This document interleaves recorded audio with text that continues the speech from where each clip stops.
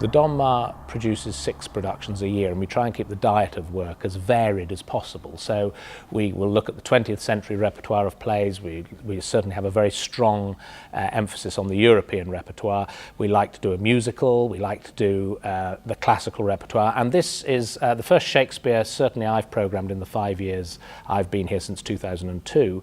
And it was an important moment about deciding which was the right Shakespeare to do in this very intimate surrounding. And the very highly domestic nature of Othello seems to lend itself beautifully to this environment.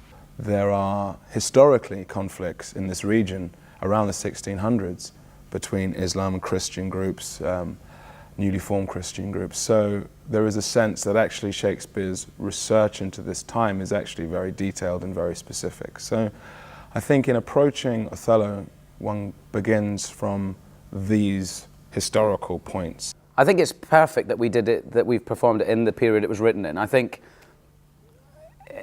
it just makes it, for me, it's a freedom. And this is where it was set, this is when it was set, and I felt no need to, you know, explore it in another time or place. These are the Venice and Cyprus is where it's written in 1604, and it feels right to me. The best thing about playing it in period is that you feel like a soldier from a time that we can't really access anymore. And you've got a sword on your left and breeches and boots, and you feel like a man who's used to being at sea and used to fighting, and it centers you and grounds you, and it takes you back to a different time where it feels like you experience more of that the world was a bigger, more dangerous place. I play Othello. He is a general in the Venetian army. At the beginning of the play, he's newly married to Desdemona, who is the daughter of a senator, a Venetian senator, Brabantio. Brabantio himself is furious at this marriage and accuses Othello of luring Desdemona into his affections through witchcraft. If you look at the very first scene, he starts as a very arrogant man woken up in the middle of the night saying, I mean, come on, this is Venice. Don't shout at me in the middle of the night. I'm a bigwig in Venice. But within a page, if you just look at the actual shape of the verse, it's all jagged and broken up because he cannot come to terms with why his daughter has gone off. At the beginning of the play, we find out that she's run off to marry him. She has eloped, so to speak, and she has escaped her father's house and obviously his clutches, because he seems to sort of lock her up, I think. And she's run off to marry this man that she truly loves. And she is so passionate and truthful and true of heart in her love that she has to choose almost between Othello and her father. Her father asks her to choose, and she says, this is my husband and this is the man I'm going to follow.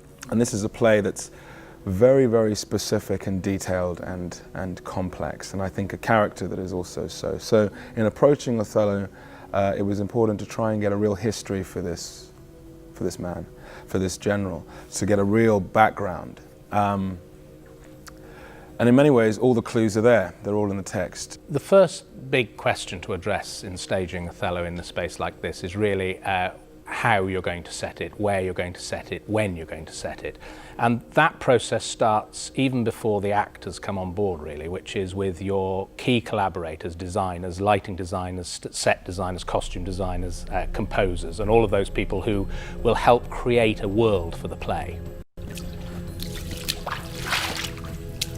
The play opens in Venice, and so we tried to reduce Venice down to its basic core elements, which we thought to be damp and darkness. The buildings being very tall, the streets being very narrow, it not being a very light city. To create the interior scenes in Venice, what we use is the idea of light coming into, piercing the space. So the space remains dark, but there's shafts of light that come in very dramatically.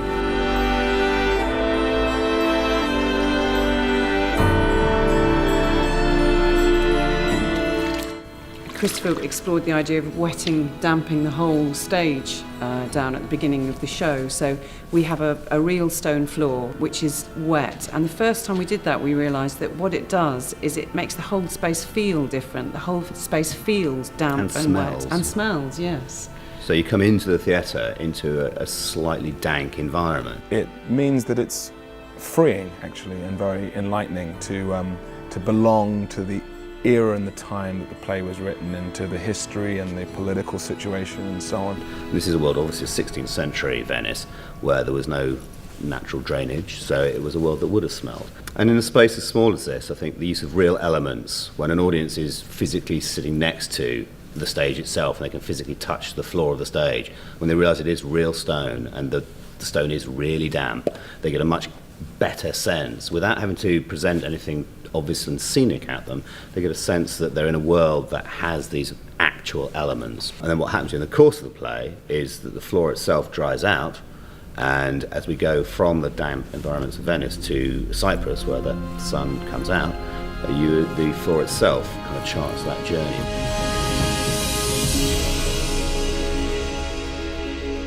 Going to Cyprus is obviously we're going to a space which is full of light and air. And Christopher's designed some extraordinary elements that we can play with, but generally the piece gets much, much brighter, but through a gift from Shakespeare, which is a storm. There's a huge storm. The Turkish army is decimated. He takes over from Montano in Cyprus, and it is here that the play becomes a much more domestic tragedy. Shakespeare wrote his plays to be performed without scenery and with the minimal properties and with minimal costumes. That's an approach that we've used in this particular instance. There are several instances where you need something specifically to aid the play, particularly in the final sequence, when we finally arrive in the most intimate space, which is the bedroom. And that's a very key in the narrative in terms of how we go from the very public world of Venice and the streets and the Senate to finally the play narratively ending in a bedroom. Othello is a play about army people. Desdemona and Emilia are army wives of army men, and the main concern of the play is trying to depict a world where those people exist, and particularly outside of war. They hold the truth somewhere in a play that's all about lie, and how they relate to one another in this man's world where we're surrounded by soldiers and war. You have this femininity which isn't necessarily just soft and passive, it's there's a strength. And Shakespeare writes a play that is between the fighting, if you like. The play starts with a very strong directive to fight, and then the main domestic action takes place when that is not happening. There's a strength in Michel Fairley's Emilia that helped me figure out who Desdemona was. She is married to Iago, who is in the army. So therefore, she has experience of army life per se. It's her mainly women's roles in society at that time. And being a Venetian, she's Catholic. She's very Catholic, I think. And that's integral to her sense of loyalty and honour. A woman of her time could not understand that there is no such thing as a woman being disloyal or unfaithful. Whereas if we set it in this day and age, every single woman has a knowing at 14, has a knowingness of sexual infidelity or sexual politics. So for me, allowing the fact that this woman could be so truthful in courage of her convictions, that nobody could possibly ever do this. You could just go, oh, come on, you know, really, she's too naive, she's too wet. But in that, setting it in that framework helped me to absolutely find the strength in her morals. Suddenly, this girl says, I'm with him, I'm not with you. He has no choice in his kind of psyche, in his persona. He can only go, God be with you. I've done. Well, Shakespeare he doesn't give Desdemona an easy journey, I don't think. I think it's probably one of the most difficult parts I've ever played in terms of juggling and of making somebody absolutely real, because she could just be this very innocent, naive, young thing that just goes along with everybody and doesn't have much backbone, because she isn't given much until the end. She's just, everyone talks about how wonderful and truthful and lovely and honest she is and how good she is, virtuous she is. But actually, I had to find the woman in her, because I'm not a 15-year-old girl. And I also had to find that Othello is a man. He's an articulate, strong, worldly man. And for him to fall in love with somebody so passionately as he does, she has to be his equal. And I know from my own experience of being the age I am, I've seen guys of my age, the previous generation, men who lose their wives at about my age, say, and it really is a huge loss. And I think, in a way, he's got that loss to deal with in terms of Desdemona. We believe it was first performed around 1604, and the costuming of the production has come from that date. Well, there was no army in Elizabethan times. They were volunteers, and so therefore it's not so specific as it would be now, and therefore the characters become much less defined by their rank, but more by their position within the play relative to each other. The costumes you wear and the entire feel of the production has a ring of authenticity, which again, is just very, not only is it sort of enjoyable and engaging, but it is enlightening and it is sort of educational. And I think an audience is just as intrigued in following the relationships of people within a historical context as they are by the plays themselves. If you set it in the period it was written, audiences are sophisticated enough, in my opinion, to be able to resonate down through the ages. And so you can sit quite often watching a play that is set in the period it was written and think of how it resonates through several hundred years between then and now. Part of the actor's job in order to play a person is to wear the clothes that they wear in the way that they would wear them, so that when I'm dressing as the Cypriot gentleman, I put the sword on a particular way and it gets tucked in a particular way, and the sash is tied in a particular way, and the cloak is worn in a particular way, and the shirt is poking out the sleeve in a particular way, and those are the choices that I imagine he makes when he puts his clothes on in the morning as he comes out. And it was very, very helpful to be able to start in rehearsals wearing those clothes. So by the time we actually came to the technical rehearsal, we were all very familiar with them and had started to inhabit them as opposed to just wearing them. What we know from the text is that Othello has a great amount of respect and love for Iago. He believes him to be an incredibly honest man, therefore a very good soldier, a great person to work with, to fight with, and so on. Iago talks about the fact that he's fought with Othello at Rhodes, at Cyprus, and on other grounds, Christian and heathen. So he's fought with Othello in different places in the world. And I think Iago feels very strongly that he is the natural right-hand man to Othello. However, when the position becomes free, and we don't know why it becomes free, he's overlooked. And Othello gives the position of lieutenant to Cassio, to Michael Cassio, much to the disappointment and fury of Iago. Iago actually misinterprets Othello's decision, and Othello's decision is based on keeping a very honest man, a very good soldier, in a very important position. Othello is so clever, and he's such a smart man and a good warrior and leader, that I think he's put Iago in the right place. He's actually left Iago as his ensign because that's where Iago is best. He is good with the men. I think he's good because he's on a level with them.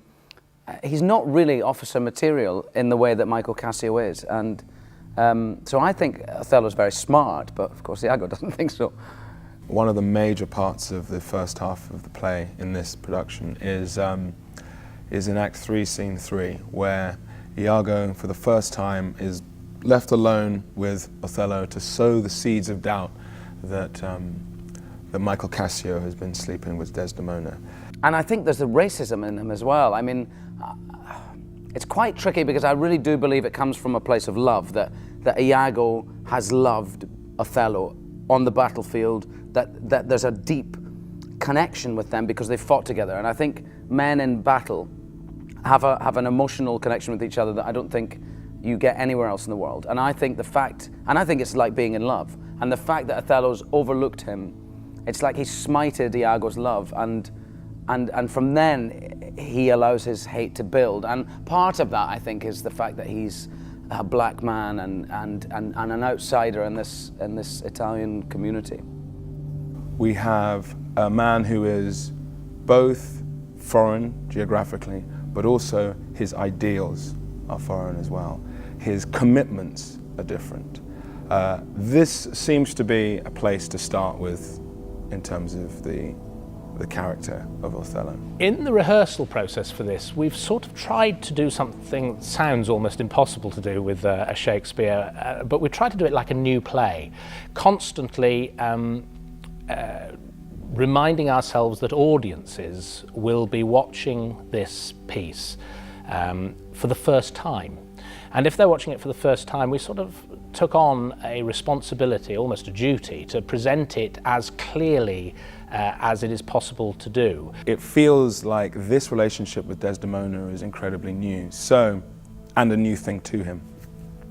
So I think specifically in this production, what we wanted to do and wanted to try and achieve was a sense of a real genuine love, affection, trust, and a sense of this relationship being a new and very beautiful and very powerful emotion that Othello is now engaged in, and how a warring man, a man used to conflict, is now pacified and is in touch with a much more delicate side to his nature.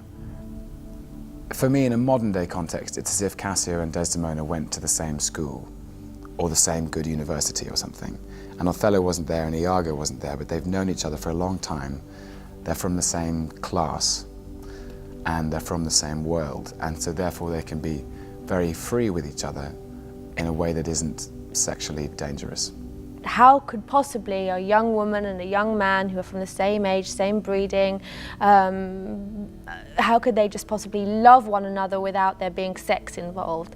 And it's the old debate, you know, can people be friends without, you know, wanting to without being attracted to somebody? When the seeds of doubt are planted, they hook onto an insecurity that he has, and that explodes into something else. Emilia finds the handkerchief and full of good intention intends to give it back to Desdemona, but her husband comes into the scene and takes it from her. She trusts him implicitly, so she has no idea that he is going to use it in any bad way at all. There's a moment where he comes back on and finds Emilia alone and she's got the handkerchief, and he cracks a joke with her, I think. And I think at first I was playing it like he was just being nasty to her, but it's much more interesting to me that in actual fact they're quite happy together. They're quite an odd couple, but I think they're not without. I think they're quite well suited in a way. I don't think it's a particularly happy marriage. It's one that she has had to cope with, and he sets the rules. He starts to turn and starts to feel that something's wrong and that it involves his wife, and there's a sort of, and the green-eyed monster creeps into the scene. And she has no idea what's going on, obviously, that this is being woven behind her back. She's literally just sees two people who respect and admire each other falling out, and she just too much tries to heal it. And in that is her undoing, because in that Othello thinks that her loyalty is to Cassio when he has been woven the lie of that she is in love with Cassio and having an affair and being unfaithful to Othello, which is the beginning of the unravelling of their relationship. What's interesting about playing Cassio is that you discover his insecurities as you play him. And he seems to be this young alpha male on the page, and he's got everything going for him. He hath a daily beauty in his life that makes Iago ugly. But when you get inside him, he has all these flaws, and he's fallible, and he's incomplete because he isn't yet where he wants to be in his life. He's clearly on a career trajectory, and he can't take his drink, and he loses his reputation. And it's in that reputation scene where you discover what the most important things to himself in his life. It is his reputation.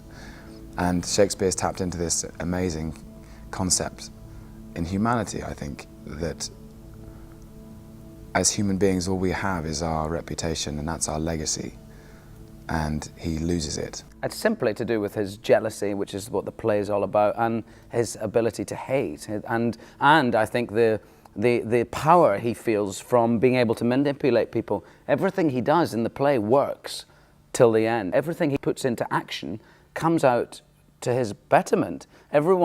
He manages to make everyone jealous of everyone else very easily, and I think he gets carried away with the power because he feels that he should be higher up in society and he should have a better position than he does. The fact that he's able to destroy Othello and his relationship with Desdemona and kill Roderigo, it's just like he's on a mad power surge. He can't believe he gets carried away with it all, I think. So within this, what Shakespeare's constructed is this incredibly powerful longing and hatred and jealousy and fury and love, and everything is feeding into each other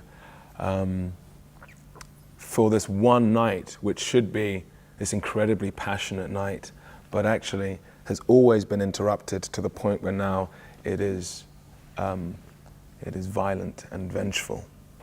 While there is this quartet of key individuals at the centre of the story, the centre of the narrative, Othello, Iago, Desdemona, Emilia, the smaller characters are hugely important in the narrative, and we were keen with the Roderigos, the Cassios, all of those parts to also bring out their story as strongly, and that during the rehearsal process was also a key part of what we were trying to do with this particular production. A remarkable piece of writing, because in 3 short and rather swift scenes, Shakespeare gives you the building blocks for quite a complicated and complete person. I mean, you don't find those straight away. I was still finding things out. Like the other night, we were doing the scene in the Senate where Desdemona refers saying, listen, I'm disobeying you because I'm obeying my husband, just as my mother disobeyed her father to obey you. And suddenly there's a point of, hang on, where is Mrs. Brabantio? Where is her mother? Of course, she's not there. Has she just died recently? And suddenly there was a sense in playing inside Brabantio, oh my God, has my wife just recently died and now I'm losing my daughter as well? When I first read the play, I read the notes in the beginning of the play, and it said that Paul Schofield played him as a man that Iago needed to shut up, instead of what's been done since then, which is more of a foil or a gull, and concentrating on that. And with the director, Michael Grandage, we decided to go down that road to make him into a romantic hero, to try and give him some dignity. Because no man's born an idiot. They're made into idiots by other people. So he's just a man who's in love, and passionately in love. It's really interesting how late in the play Bianca comes into the scene, onto stage. As an actor, I find it interesting to listen to the play for the whole evening. I can't not be part of what was happening before, because you get very much the energy of what's going on, and that informs the world of that night's performance. Every night is different in some way. It's interesting that I can feel the surprise as I come on stage. You know, people sort of go, oh, there's this new person, a new energy, and I don't know why Shakespeare's chosen to do that. It's quite a powerful position to be in. It's a big statement made in a very short space of time. You know, it's a brief but beautiful part. And I think it's someone who's on the periphery of this world that has become so enmeshed. It's this little nest of vipers, and she comes in and reminds us of what they were doing before. I feel very much that Shakespeare wrote an ending for Iago's story, that the audience are left in no doubt that he's going to be taken away and tortured horribly and killed eventually. But whereas everyone on stage and everyone in the auditorium want an explanation, they want him to tell us, why did you do these terrible things? And Shakespeare's not allowed that. He's denied the audience and the characters an explanation from Iago, who simply says, from this moment forth, I never will speak word. He says, I'm not going to say anything else ever. And I think it's brilliant, because there can be no rational explanation as to why somebody would do these things. And certainly, if they're motivated by love, which I think they probably are, and a kind of smiting of his love that he feels for Othello, it's not something that Iago would like to share with a group.